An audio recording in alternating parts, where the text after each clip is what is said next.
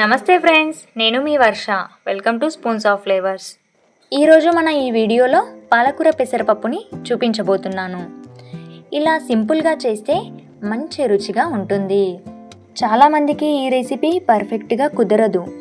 పప్పు మెత్తగా ఉడిగిపోవడం కానీ పలుకు విరగకపోవడం కానీ జరుగుతుంది.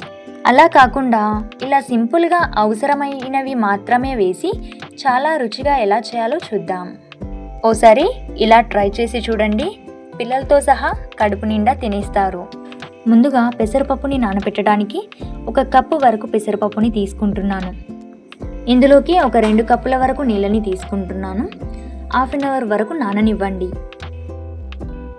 ఇలా నానబెట్టి చేయడం వల్ల పప్పు త్వరగా ఉడకడమే కాదు, గ్యాస్ ప్రాబ్లం కూడా రాకుండా ఉంటుంది. మరో పక్కన స్టవ్ ఆన్ చేసి ప్యాన్లోకి 2 టేబుల్ స్పూన్ల ఆయిల్ని తీసుకోండి.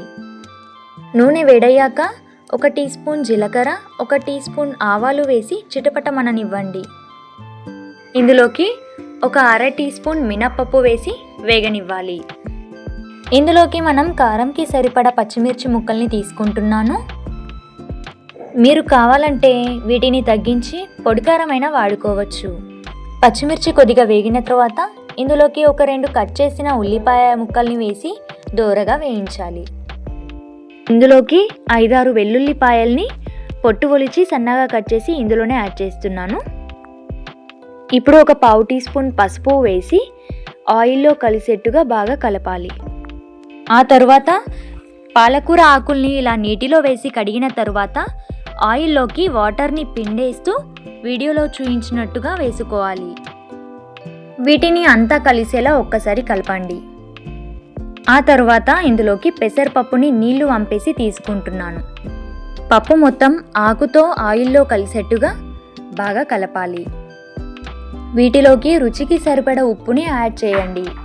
మీరు పచ్చికాయలకి బదులుగా పొడి కారం వాడినట్లయితే కనుక ఈ టైంలో తీసుకోండి. ఫ్రెష్గా కడిగి పెట్టుకున్న కొత్తిమీర ఆకుల్ని కూడా ఇందులోకి వేసేసుకుందాం. ఓసారి బాగా కలిపిన తర్వాత ఈ గిన్నెకి సరిపడా ప్లేట్ని తీసుకోండి. ఇందులోకి ఇలా నీళ్ళని తీసుకోండి. తక్కువ మంట పైన పెసరపప్పు బాగా ఉడికేంత వరకు ఉడికించుకోవాలి. ఇలా మనం ప్లేట్లోకి నీళ్ళని తీసుకొని ఉడికించడం వల్ల నీళ్ళు ఒక్కొక్క చుక్క కూరలో పడుతూ మాడిపోకుండా ఉడుకుతుంది. ఇలా ఏ వేపుడు చేసినా ఏ కూర వండినా ఈ మెథడ్ ఫాలో అవ్వడం వల్ల కూరలోని పోషకాలు తగ్గకుండా కర్రీ అనేది చాలా బాగా ఉడుకుతుంది. ఇక్కడ నేను పెసరపప్పుని పలుకుగానే ఉంచుతున్నాను. మీకు మెత్తగా కావాలంటే ఇంకొద్దిసేపు మగ్గనివ్వాలి. కానీ ఈ కూరలో పెసరపప్పుని మెత్తగా ఉడికించేదానికంటే ఇలా పలుకుగానే ఉంచుకుంటే బాగుంటుంది. కాబట్టి ఇదే సమయంలో స్టవ్ ఆఫ్ చేసి వేడివేడిగా సర్వ్ చేస్తే చాలా అంటే చాలా రుచిగా ఉంటుంది. ఇలా చాలా ఈజీగా పోషకాలేమీ పోకుండా రుచిగా చేసుకోవచ్చు. ఐ హోప్ ఈ వీడియో మీకు యూజ్ అవుతుందని అనుకుంటున్నాను. మీకు ఈ వీడియో నచ్చినట్లయితే లైక్ అండ్ సబ్స్క్రైబ్ చేయడం మర్చిపోవద్దు. ఇలాంటి మరిన్ని రెసిపీస్తో మళ్ళీ కలుద్దాం. Thanks for watching.